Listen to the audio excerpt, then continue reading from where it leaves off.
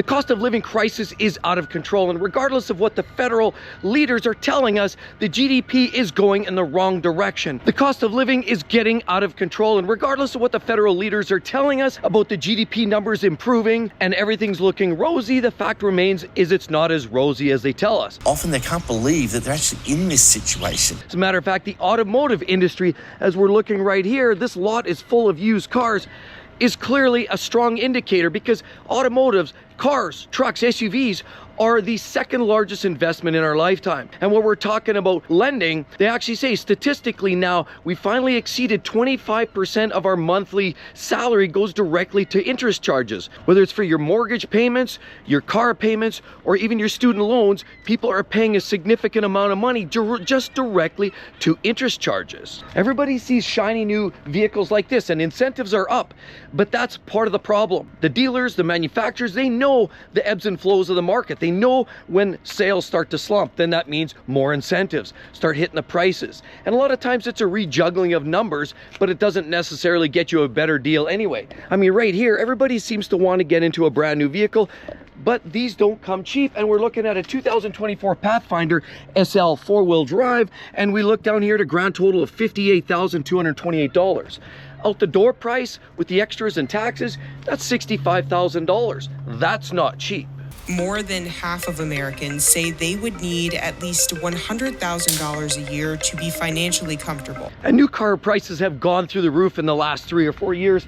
With little Jeep Compass like this, those are up to $47,000, $50,000. Or even Dodge Rams like this are now clearly, you could pay as much as $100,000 for a half-ton pickup truck. And Jeeps, we're seeing them as much as $70,000 or $80,000 as well when they're well ducked out with the 4xe configuration. See, the problem is a lot of people struggle with willpower and they don't know how to hold back, and the next shiny new toy that shows up, they want to buy it. But the worst part is incentives are a great way to gravitate, bring people into the doors.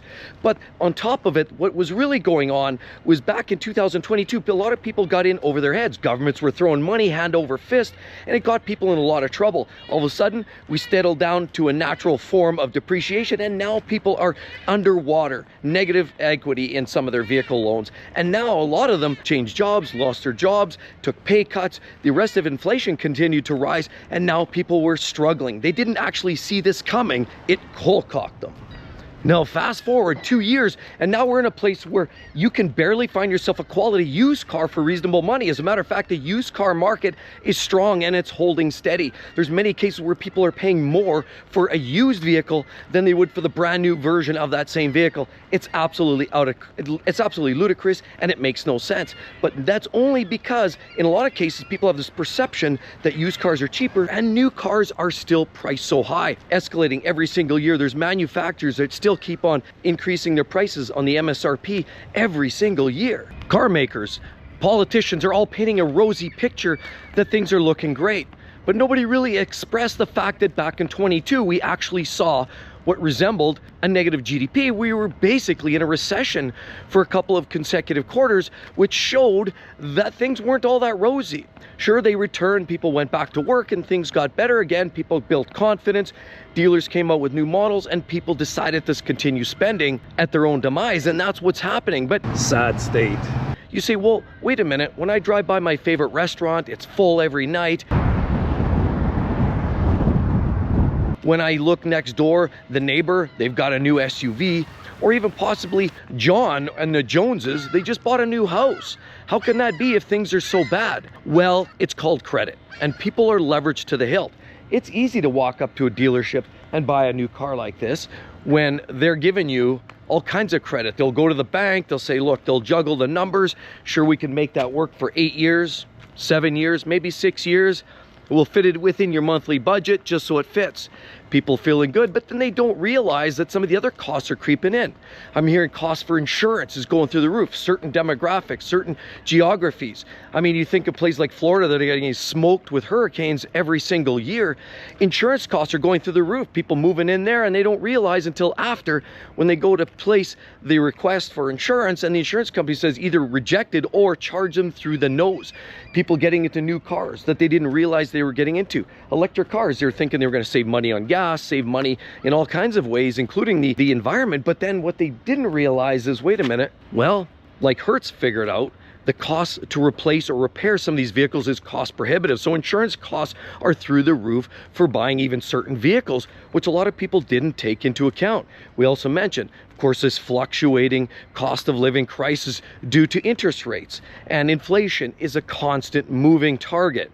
Now, sure, we're hovering steady right now, but that can all change at a bit of an influx, of course, of unemployment. And that will change, and that comes in waves. And then, where do we see the GDP? But the government continues to blow their own horns because GDPs are sort of holding steady. But people are having to use their credit cards, dig deep into their pockets right there to dig out their credit cards and pay one credit card with another credit card to pay another credit card. They're going down to the grocery store, watching the escalated prices of food. The cost of living crisis is crushing people. People are making a decision. Well, maybe I shouldn't buy that second loaf of bread. I can't really afford it this week. We'll have to wait till next week. People are leveraging themselves up to the hilt, and car costs, housing costs, food costs are all rising at an alarming rate. Collectively, Americans owe $1.13 trillion on their credit cards. That loss of financial stability can create a sense of powerlessness and insecurity and contribute to feelings of uncertainty and vulnerability. The worst part is people are paying for it on credit. That credit will run out. Nobody likes to admit it, but bankruptcies are going through the roof. In Canada alone, we're hearing we're almost at 400 bankruptcies across Canada every single day. That's right, 400 people are going broke and having to report. And a large part is because of the ease of use of credit. Credit cards, home equity line of credit. Of course, people are borrowing against their house, their 401k. They're reaching into their savings just to stay afloat, just to say that, hey, look, I have a great brand new vehicle. Look how nice that is. But who needs that? The smartest play is keep it simple. If you can't afford it, maybe pay cash. Keep payments very, very low. Right now, let's get through this tough times, because unfortunately, a lot of people are teaching us what we sort of know subliminally, but we really aren't taking action on it, or a lot of people aren't, and that's costing them dearly. Sadly, this is what you see all over the streets these days. We're seeing more and more and more people every single day on the streets. Some of it by choice, some of it not. But at the end of the day, a lot of people are having to move to the streets. They have no choice, they have nowhere to go, and they're living under tents, under bridges, and they really, in a lot of cases, just have nothing to eat. Seeing credit like this is way too easy to get your hands on, and people are taking advantage of a lot of these opportunities. Behind on car payments and on the list to have her car repossessed. Have you had to choose between car payments and other bills? Absolutely. I've had to choose to have my rent late. All the while knowing she could wake up any morning to find her car gone. So while you see restaurants like this packed full, you've got cars filling up the parking lots, and it makes you wonder, people are eating. They're obviously going out to eat, but you know what? It's very easy to pull out your credit card, spend that $200 on credit, and then worry about it later. But eventually that comes to a boil, and then it's all over but the crying. So a lot of people are struggling, trying to stay ahead of the game. And a lot of people, just like a lot of those homeless people, some are habitual, and yet others are just a catastrophic failure away. Maybe a divorce, maybe a big failure of a car that blew up, and they made their last amount of repairs and the dollars to fix that car, and then all of a sudden they've got nothing left for rent, and then here comes the boom. And that's just a sad state, everyone, what's been going on. Now, there's lots of people that can afford a lot of these, the food, the cars, the houses. And clearly there's a lot of people that are thriving, but there are a lot that aren't. And the increasing number of people living on the streets, not thriving, is growing at an exponential rate. So the bottom line is everybody's struggling with the cost of living crisis, and it's only getting worse. If you realize, go back to 2019, before the pandemic, people were paid a certain value, and inflation didn't seem to have a major impact, but inflation's having a huge impact. And did you realize as many as 97% of people currently working have lost traction? In other words, they're making less due to inflation when adjusted for inflation than they ever made. So in other words, you have to stretch your dollar further, and a lot of people are still trying to live on their current means, trying to live the same lifestyle, trying to drive the same cars, eat at the same restaurants, buy the same groceries. But in the meantime, wages have dropped anywhere from 5, 8, 12% on the bottom line. And then on top of that, it's compounded by the simple fact that inflation, so it's a double-edged sword, and it's literally been hit both ends.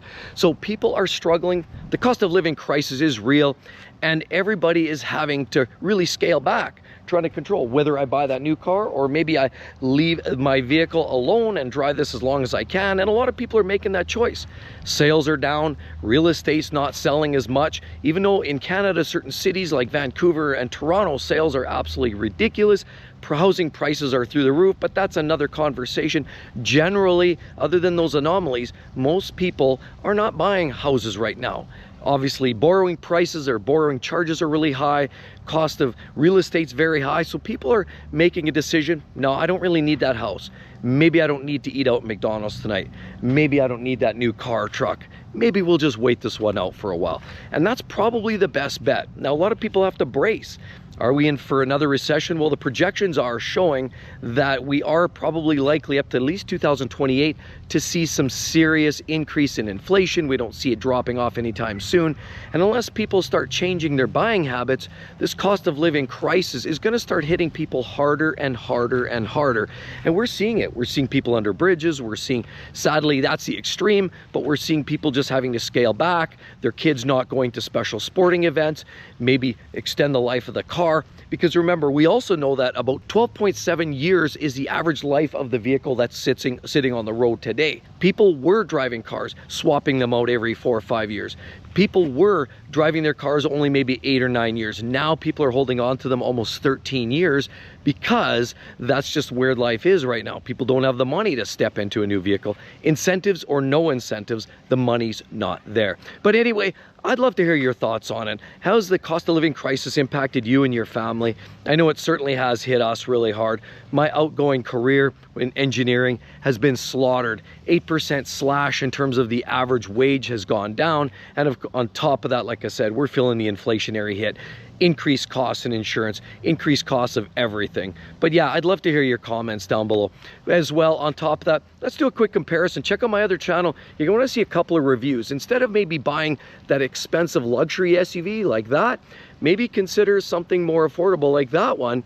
If you want to give those two a look and you realize that you're not actually giving up that much more in terms of the vehicle and what you're actually getting. So if you need to have something new, definitely check out those videos. They're going to share a whole lot with you. Hope to see each and every one in the next one. See you real soon. Bye-bye.